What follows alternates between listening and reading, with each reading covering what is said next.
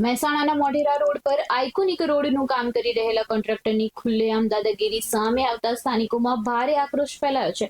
Modhera road સ્થિત બહુચર સોસાયટીમાં road નિર્માણ દરમિયાન ગટરની લાઇન અને ચેમ્બર તોડી નાખવામાં આવતા રહીશોએ આ અંગે રજૂઆત કરી હતી। જોકે સુધારો કરવાના બદલે કોન્ટ્રાક્ટરે સ્થાનિકો સાથે ઉદ્ધત ભર્યું વર્તન કર્યું અને દાદાગીરી શરૂ કરી હતી। કોન્ટ્રાક્ટરના આવા તાનાશાહી વલણના પગલે સોસાયટીના રહીશોમાં ભારે રોષ જોવા મળી રહ્યો છે અને તંત્ર સામે યોગ્ય કાર્યવાહીની માંગ ઉઠી છે। રાકેશભાઈ, શું સમસ્યા છે, શું વિવાદ છે?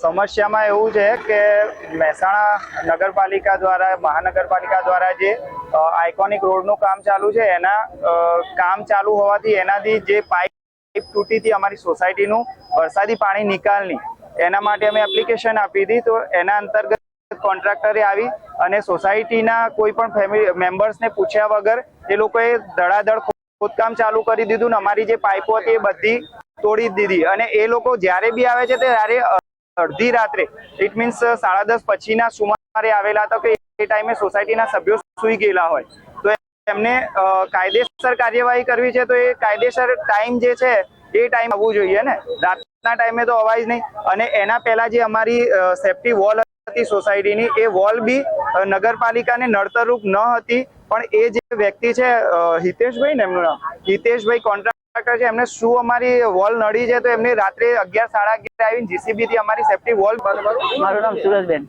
શું થયું હતું બા અહીંયા? શું રાતે કોન્ટ્રાક્ટર? બસ રાતે કોન્ટ્રાક્ટર આવ્યો એટલે મારે કોઈ હતું નહીં હાજર, તો એ એકલો આવ્યો તો પેલા તો શરૂઆતમાં, અને જીસીબી આવી, જીસીબી તોડવા મળ્યું અને એ ઉભો રહ્યો હતો, એટલે જીસીબી તોડી એટલે ખબર પડી કે ભાઈ આયા છે, કારણ કે દોડતા આવ્યા હોય, કારણ પછી અમે બધા પાછળથી આવ્યો તો જ્યાં બોલતો હતો બે ફોર્મ, અમે કીધું ભાઈ તું શું કામ બોલું છું, એટલે કે થાય એ કરી નાખો, આવી ડોસરી પૂછ્યો હોય કોને આવો છો કે એમ કરીને તેમ બોલવા મળ્યું। તો હવે બધા કેટલો માણસો ઉભો હતો, કીધું બીજું કોઈ કરવા નહીં, પાઇપો મોટી નાની પાઇપો નોખવાની, આ પાઇપ નોખવાની જ નથી ખરેખર, અમારી પાઇપ આટલી હતી પહેલાથી જ નાની, આ પાઇપનું પણ તો અમથી આગળથી બધી પાઇપનું પાણી આવે, બધું મોય આવે, અમારી જગ્યા નેચી છે બરાબર, એટલે આ પાણી અમારે સીધું જાય જ નહીં, બધું ઓમ જ આવે, એટલે પાઇપો નાની નોખે, પણ એના મનમાં હું હતું કે પાઇપો અત્યારે નોખે છે રાતે એટલે કોઈ ખબર ના પડે, આ તો જોઈ ગયો ગાળો બોલે, હા ગાળો બોલે એટલે હાલત સારી નથી, પીધેલો જ હતો ને, આટલું માણસ બેફામ બોલે નહીં બધાને, ગમે તેમ બધા ડોસલીઓ ફોસલીઓ હું કરી નાખશે, જે થાય કે કઈ નાખવા, રોડ નહીં થાય, આ ગટર નહીં થાય કે તમને થાય એ કરી નાખવા।